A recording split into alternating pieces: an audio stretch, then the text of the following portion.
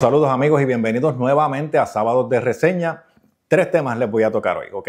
Les voy a responder preguntas sobre el asunto de Venezuela, ¿verdad? Yo hice 2 videos ya y voy a continuar con el tema mientras se sigan desarrollando las cosas, pero voy a responder algunas preguntas que quedaron pendientes o nuevas, ¿ok?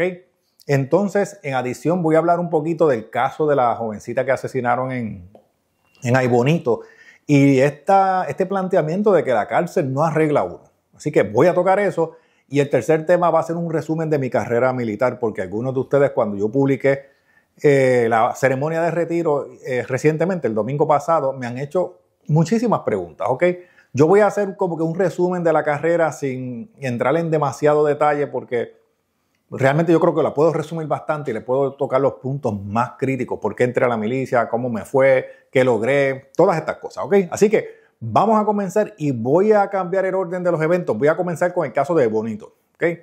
Pero antes les voy a pedir que se suscriban, que le den al me gusta a los videos, que si eres de esas personas que te gusta el trabajo que estoy haciendo en el canal, pues que definitivamente decidas hoy suscribirte de una vez y por todas y compartir los videos. Pero vamos allá, miren, el caso de Aybonito. He visto a algunas personas con influencia, como Zoela Boy, algunas personas que también están en las redes sociales, que yo ni sé quiénes son, pero se supone que sean influencers, decir que la cárcel no arregla a uno, que la cárcel no va a cambiar la situación de esta muchacha, que la cárcel no va a devolver la vida de la que la perdió. Y eso es correcto, eso es cierto. Sin embargo, tenemos que entender que la cárcel no es solamente rehabilitación, sino que también es un lugar para cumplir una pena, ¿verdad? Un castigo por algo que se hizo incorrecto e ilegal, ¿verdad? En violación de las leyes. Entonces no podemos perder de perspectiva que no siempre va a existir la rehabilitación, es lo primero. Y número 2, que el que la hace tiene que cumplir una pena también, ¿verdad? Hay una norma social y legal que dice que hay que pagar, que hay que, ¿verdad?, cumplir cárcel o una pena, la que esa sea, por los hechos que se cometieron, ¿ok? Así que no nos podemos tratar de mover a tratar de imitar a California y a otros lugares que dicen la gente es mala porque el sistema los hizo malos. Miren, la gente es mala o hace cosas incorrectas porque hay una carencia de valores y lo he dicho repetidamente en mis videos, ¿ok? Aquí no es el sistema que te daña, aquí te daña la carencia de valores desde la casa hasta la sociedad, ¿ok? Padres que se llevan a los hijos o que le promueven a los hijos que escuchen cualquier porquería de música o que estén viendo cualquier porquería de cosas en su electrónico o en el televisor, son responsables, ¿ok? Y eso que dicen algunos, que yo he visto también, es que si el papá está y le explica que eso es arte, que eso es música, que eso no es malo, miren, al fin de cuentas tú le puedes decir a tu hijo, no fumes, pero si tú fumas, él va a seguir más el ejemplo que ve que el que escucha. Así que, ¿qué nosotros hacemos como sociedad? ¿Qué ejemplificamos? Dice mucho más que lo que nosotros podamos hablar. Así que con eso dicho, definitivamente tiene que, ¿verdad?, cumplir una pena de cárcel si eso es lo que determina el tribunal, ¿verdad? Eso al fin de cuentas se va a ver en un tribunal. Pero no hay tal cosa como que, no debe ir a la cárcel esta muchacha por quitarle la vida a otra. Miren, pónganse en el lugar de esa familia que perdió a esa joven, que estaba interviniendo, ¿verdad?, interfiriendo por su hermana, ¿sabe? Póngase en esos zapatos, ¿ok? Es fácil decirlo cuando tú no has estado ahí. Pero anyways, vamos entonces a responder algunas preguntas que me quedaron pendientes del video de Venezuela. Yo creo que son preguntas muy importantes. Número 1, la pregunta es de que hay rumores de que tropas de Bolivia, de Cuba, de México y de Rusia puedan estar respaldando a Venezuela si hubiera una intervención de Estados Unidos. Miren, ni las tropas desde México hasta la Tierra de Fuego, junto con Rusia, tienen la capacidad de pelear, si se puede llamar, contra Estados Unidos y sus aliados. Porque si tú estás hablando de que alguien se hace en alianza, ¿verdad?, se une en alianza con un Venezuela para hacer una guerra contra cualquier país, tienes que pensar que ese país tiene aliados. ¿Qué sucede? Que Estados Unidos no solamente es la potencia militar número 1 del mundo, tiene aliados que son potencias militares. Así que, ¿cómo tú puedes pensar que hay un riesgo verdadero de que países con equipo militar de los años 50 del siglo pasado, ¿verdad?, muchos que están en obsolescencia, que son fáciles de detectar, que son lentos, que no tienen el mismo alcance, tendrían algún tipo de suerte contra un ejército como el de Estados Unidos, más si se le une Canadá, que es un aliado fuerte, Australia, que es un aliado fuerte, Gran Bretaña, que es un aliado fuerte, y cualquier otro país de Europa. ¿ok? Definitivamente no tienen nada que buscar, ¿ok? Por si acaso hubiera cualquiera de esos ejércitos respaldando a Venezuela. Además de que las sanciones económicas que le pondría Estados Unidos a esos países los hace echar para atrás. Eso téngalo en claro. China. Bueno, China ya se pronunció obviamente en contra de lo que está haciendo Estados Unidos, pero China no va a intervenir. A China no le conviene intervenir. Rusia, lo mencioné en el video anterior. Rusia no está en la posición de ponerse a enemistarse más con Estados Unidos en medio de todo lo que está ocurriendo, porque si se enemista con Estados Unidos, lo que tiene que hacer Estados Unidos es darle mucho más respaldo a Ucrania y allá quedan distraídos ellos, ¿ok? Así que tampoco Rusia es un problema para Estados Unidos en una situación como esta, ¿ok? Vamos a ver otra pregunta por aquí.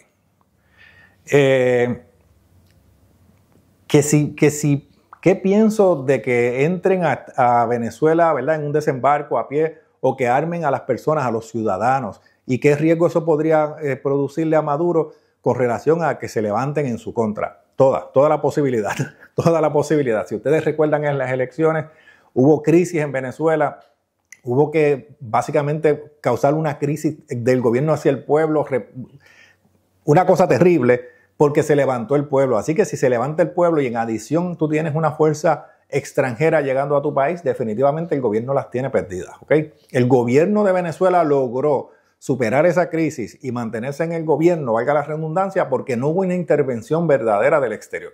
Pero en este caso lo podría haber. Ahora, ¿qué yo creo? Yo creo que Estados Unidos no necesariamente va a invadir a Venezuela. Yo no lo veo pasar. No lo veo simpático, no lo veo correcto, no veo que a nivel internacional eso le haga algún beneficio a Estados Unidos. Yo lo que veo más una presión para que se dé algún movimiento interno que saque a Maduro del gobierno. Lo que Estados Unidos quiere es que Maduro no esté en el gobierno, ¿ok? Es sencillamente, en mi opinión, eso, que se establezca un gobierno donde Estados Unidos pueda establecer, valga la redundancia, ese control de entrada de sustancias controladas o drogas a los Estados Unidos y que pueda negociar el petróleo, los minerales y otras cosas más. Ofrecerle ayuda a Venezuela para beneficiarse a Estados Unidos también. Y es un win-win. Se va a beneficiar a Estados Unidos, que es listo en los negocios, pero ese país también se beneficia, ¿ok? Me preguntaron sobre las bases en Puerto Rico. Pues miren, las bases en Puerto Rico podrían rehabilitarse y podrían reocuparse. Definitivamente si hubiera una necesidad. Yo no creo que en el momento la haya, pero yo le voy a dar una idea al gobierno de Puerto Rico. Si yo tuviera, ¿verdad?, si estuviera en mis manos, yo tomaba a Roosevelt Road en Ceiba y lo convertía no necesariamente en una instalación netamente militar, sino en una instalación para el mantenimiento y reparación de buques militares, ¿ok? Así atraigo esa inversión hacia la zona, genero empleos y tengo también intereses de Estados Unidos en el área que Estados Unidos estaría totalmente dispuesto a proteger, ¿ok? Dándole entonces un valor estratégico militar a Puerto Rico y protección adicional. Eso es lo que que está aquí haría. Bien. Entonces, también me pregunta, y voy a mencionar el nombre porque es un fiel del canal, Arturo, me pregunta, ¿tú crees que ellos prefieren capturarlo vivo o muerto? Yo creo que tal vez no están ni tan centrados en capturarlo. Si lo fueran a apresar, pues posiblemente vivo para que se dé un juicio, porque mira, Arturo, si Estados Unidos llega y elimina a Maduro, ¿verdad?, lo desvive, se va a causar un problema grande de percepción, porque créeme que en Estados Unidos hay gente que piensa que Maduro no es tan malo. En Estados Unidos hay una izquierda bien activa y hay gente que piensa que Maduro no es tan malo y que Estados Unidos lo acusa falsamente. Y en el exterior, en otros países como Colombia, Brasil y otros lugares, hay gente que piensa que Maduro está siendo falsamente acusado. ¿Okay? Así que la impresión internacional que se causa es muy mala si Estados Unidos decide entrar y eliminar a Maduro, sin darle una oportunidad de que se vea un juicio donde él salga culpable. Así que dos cosas, o sale Maduro y se quita a Estados Unidos el problema del gobierno venezolano, o se arresta a Maduro y se procesa, y entonces se ve un juicio y se puede dar públicamente, ¿verdad?, el mensaje de que él salió culpable. ¿Okay? Así que esas son las dos cositas que les quería tocar, porque ahora quiero entrar en el asunto de la carrera militar, que mucha gente me ha preguntado y se lo voy como que a resumir. ¿Okay? No voy a hacer una cosa demasiado detallada, sino que se lo voy a resumir. Pues realmente yo serví por más de 20 años, más de 24 años ¿verdad?, en el ejército, en la rama del Army, particularmente o específicamente la Guardia Nacional. Yo entré a la Guardia Nacional desde muy jovencito. A los 17 años, con la firma de mi papá y de mi mamá, entré como infantero. ¿Okay? Infantero es el soldado de línea, combatiente y entré de manera voluntaria. En ese momento yo quería hacer algo diferente, ¿verdad? Me llamaba la atención la milicia, mi hermano mayor había sido militar y conocía a otras personas militares y a mí esa cosa del ejército me llamó la atención, ese reto, ¿verdad? Esa adrenalina, si se puede decir, me llamaba la atención, así que entré y recuerdo haber cumplido los 18 años de edad solito, completamente solito, bajo un aguacero en Fort Benning, Georgia. Eso fue en 1987, como les dije, y yo estuve en lo que eran las barracas, ¿verdad? Los cuartos de la Segunda Guerra Mundial en un lugar que se llamaba Harmony Church, en Fort Benning, Georgia, ¿ok? Adiestramientos bien duros en una época donde se podía tener contacto físico con los soldados, donde se podían agarrar, se podían insultar, se podían casi agredir. No se podían agredir, pero casi se podían agredir. Y fue una experiencia muy interesante que me formó mucho carácter, ¿ok? Mucha resistencia a lo que es la presión de afuera, esa presión exterior, externa.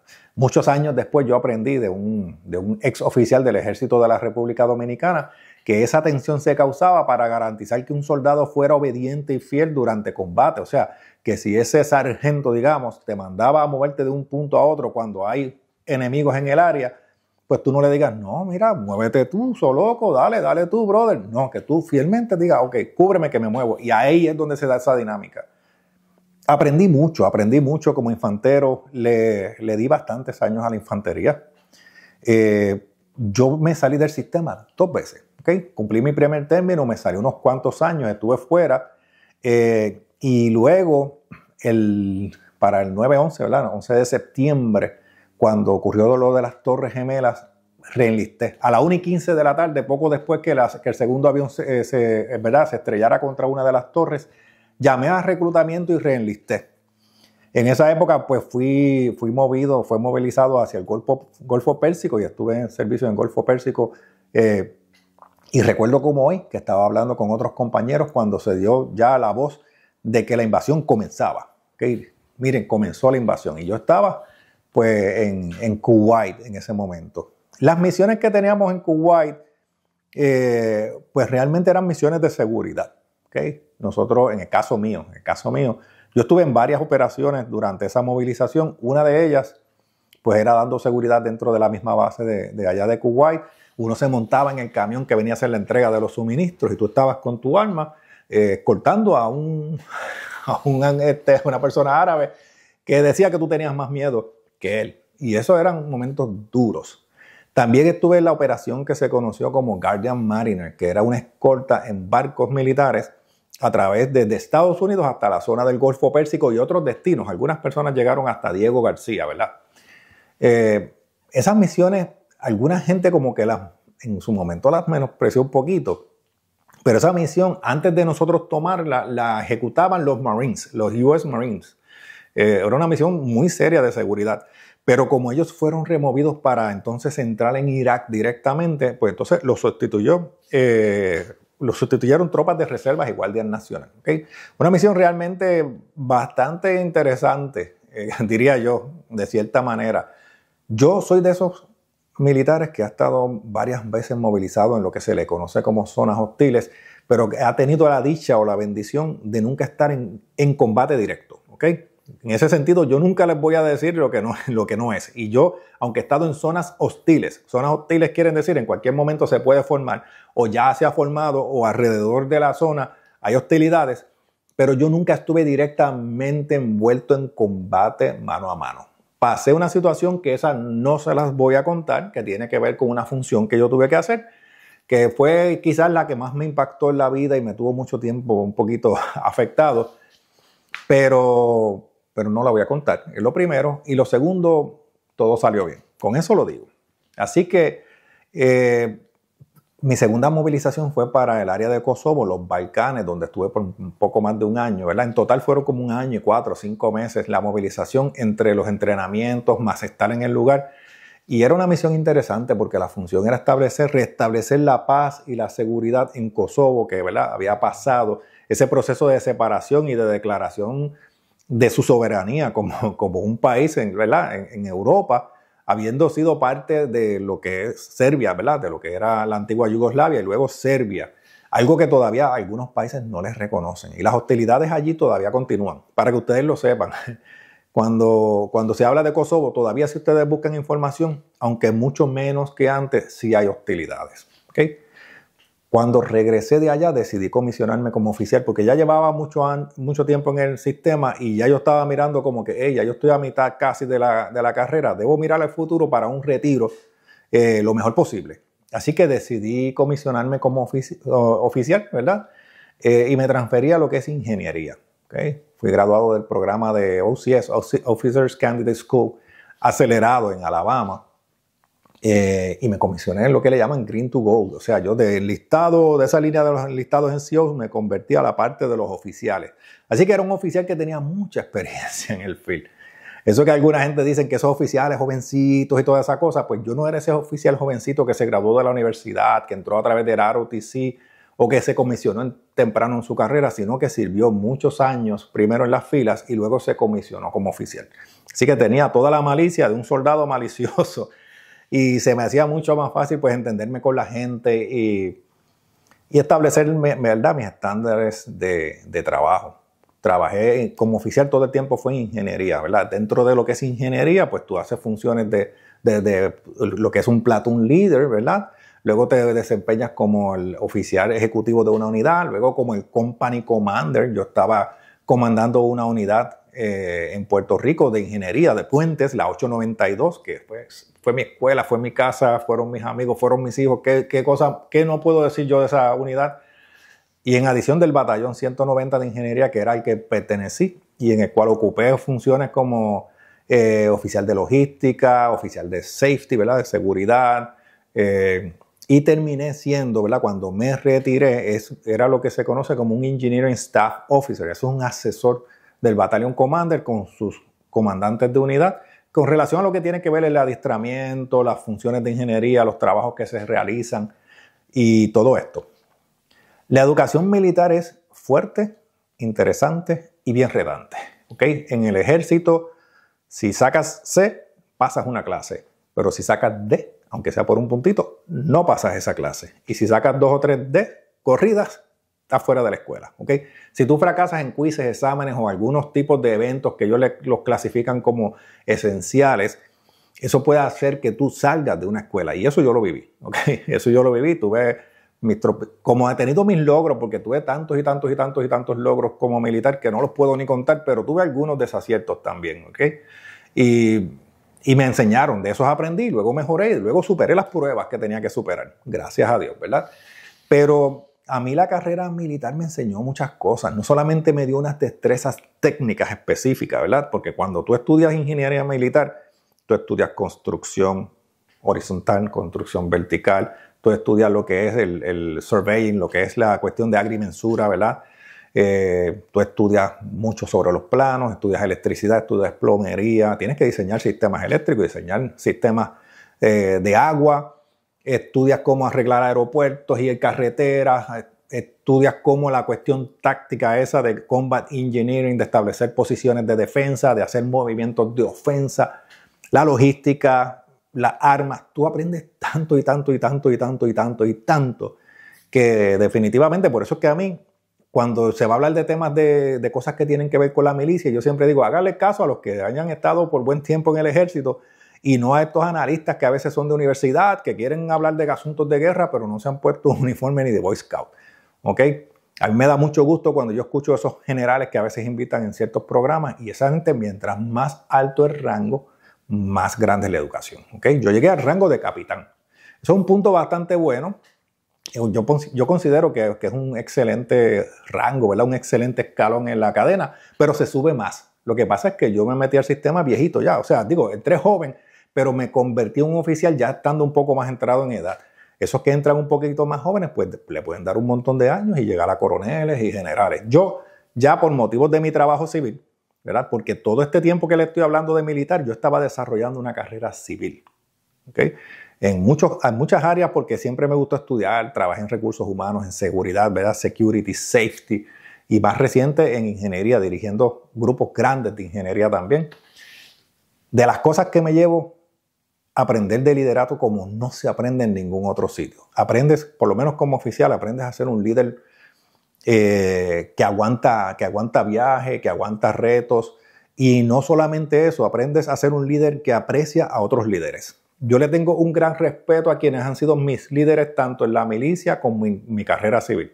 Yo, si me toca trabajar para una persona, ese es mi jefe, yo lo veo como que es eso, ese es mi jefe y lo que esa persona dice, eso es lo que se hace. Si hay alguna otra manera diferente de hacerla, la discutimos, pero yo no lo reto su autoridad ni cambio los muñequitos a su espalda bajo la premisa de que hay que pedir perdón y no permiso. Yo soy de los que va y le dice, mira jefe, yo creo que hay una manera diferente de hacerlo y es esta. Y le explico, 1, 2, 3, 4, 5. Y tal vez él me diga, no, vamos a hacerlo como quiera, como a mí me gusta. O tal vez me diga, contra, me gusta, vamos a combinarlo. O tal vez me diga, esa forma es mejor para hacerlo, vamos a hacerlo como tú dices. Pero siempre ese respeto por los líderes, esa disciplina que hace tanta falta en nuestra sociedad, ¿ok? Yo respeto mucho el uniforme, creo mucho en las nuevas generaciones. El que sabe tomar ventaja de la milicia definitivamente le saca mucho, pero mucho provecho. Conflictos mentales. Pues bueno, una persona creyente como yo, estando en lugares donde hay, ¿verdad?, situaciones hostiles y demás, pues miren, hay una convicción de que lo que se hace se está haciendo por un bien, se está haciendo porque creemos en un sistema de orden, porque creemos en un sistema que profesa unos valores, un sistema de gobierno. Por eso es que uno hace estas cosas. Si solamente uno piensa en el bolsillo o en lo que yo quiero para mí como persona o como individuo, que se llena uno el bolsillo como militar y también logra muchas cosas como individuo, es innegable, mientras más crezca, mejor. Pero esa no puede ser la misión principal. La misión principal tiene que ser la convicción de que lo que tú estás haciendo te mueve desde adentro, desde el corazón, y lo haces con pasión para hacerlo bien. Por eso es que muchas personas que llevan mucho tiempo en el ejército luego sirven como consultores y como gerentes y como directores o inclusive como recursos en la televisión porque se preparan, estudian, aprenden a cómo conocer la historia, que es otra de las cosas fuertes que tiene la milicia, principalmente para los oficiales. Los oficiales tienen que conocer historia, o sea, todas las misiones que se hacen tienen una base histórica. Yo puedo ir a hacer una misión militar hoy y voy a usar una referencia histórica, quién sabe si de la época romana o de la Primera Guerra Mundial o de Vietnam, no se sabe, pero de algo voy a buscar referencia. Así que venimos obligados a conocer mucho de historia, a conocer de geopolítica. Cuando tú tienes misiones, tú tienes que analizar todo ese entorno donde tú vas a operar, toda esa área de operación. Tú tienes que saber cómo es la gente, cómo son las iglesias, cómo es la economía, cómo son las vías de acceso, quiénes son sus amigos, quiénes son sus enemigos. Tú tienes que conocer todo, los problemas que tienen, la geografía del lugar. Tienes que conocer muchas cosas y eso te abre la puerta a convertirte prácticamente en una persona conocedora en lo que es geopolítica. Cuando ustedes escuchen geopolítica, pues miren, si ustedes miran a un oficial militar, ese oficial militar siempre va a tener conocimientos de geopolítica. ¿A dónde ese oficial los quiera llevar? Esa es la diferencia. En el caso mío particular, lo he querido hacer como una pasión. Algo que viva en mí hasta que Dios decida, ¿verdad? Pero me gusta conocer el mundo, entender el entorno en el que vivimos, en el que operamos, cómo funcionan las cosas, si aquí ocurre un evento, cómo se relaciona con lo que pueda ocurrir en este otro lugar. Y por eso es que se lo traigo a ustedes, ¿ok? Soldado bueno, tengo que presumir que fue un soldado bueno, no puedo decir que fui el soldado más brutal del mundo y que se debe escribir un libro mío, para nada, ¿verdad? Porque el ejército, en sus distintas ramas, ¿verdad? Las Fuerzas Armadas, tiene tanta gente talentosa. Bueno, cuando les digo que el estándar siempre es, tú, de C para abajo tú no pasas, tienes que tener C, B o A en los exámenes y en las escuelas, para tú poder pasar. Así que hay un reto grande para muchos, ¿verdad? Para muchos de nosotros, y yo soy uno de esos. Pero me gustó mucho. Como dije en esa ceremonia, para mí fue un trip, ¿verdad? Fue algo bastante divertido. Momentos buenos, momentos malos. Pude contribuir mucho a Puerto Rico en las distintas movilizaciones que tuve con mano dura cuando tuve que hacerlo, con los huracanes y distintas tormentas, con distintas ayudas, ¿verdad? Durante el huracán María, yo tuve un rol bastante activo en todo lo que era la zona este de Puerto Rico, el Task Force East, en el mantenimiento de muchas de esas vías de acceso al principio, ¿verdad? Eso luego fui relevado eventualmente cuando regresé a mi trabajo civil, pero al principio, cuando pasó el huracán, de las primeras personas, ¿verdad? Con los primeros grupos que se formaron para atender las emergencias que habían en esa zona. Pues yo fui uno de ellos. Tuve también la oportunidad de trabajar, ¿verdad? En la instalación de un puente en la represa Oaxaca con los muchachos de la 892, ¿verdad? La unidad de los puentes. Y llegar allí y ver todo lo que estaba ocurriendo con la represa, verlo desde helicóptero, sobrevolar la isla varias veces y ver los estragos del huracán María, ¿verdad? Lo pude ver desde el cielo. Y son cosas que te mueven, ¿ok? Son cosas impresionantes que te mueven definitivamente y no me arrepiento. Si volviera a nacer, me vuelvo a poner el uniforme. Me gustó tanto que quizás me lo pongo de manera permanente, pero creo que no es para todo el mundo. O sea, no es para la persona que sencillamente quiere un cheque o quiere pagar los estudios. Es para una persona que tiene que tener el compromiso grandote del servicio y número 2, que entiende que hay un sacrificio y que ese sacrificio puede ser que no regresemos a casa si nos pasa algo. Esa es la realidad. Bien sea en combate o en entrenamiento, es un ambiente de mucho riesgo y cosas pueden suceder. ¿Okay? Así que tú tienes que estar en la entera convicción de que lo que estás haciendo, lo estás haciendo porque lo quieres hacer. No porque necesitas dinero, no porque te quieres ver cool con un uniforme, no porque quieres viajar el mundo. Esas cosas se pueden hacer de otra manera. Pero cuando te pones el uniforme es para el servicio y una vez eres soldado, siempre eres soldado. Sin más, nos vemos en la próxima.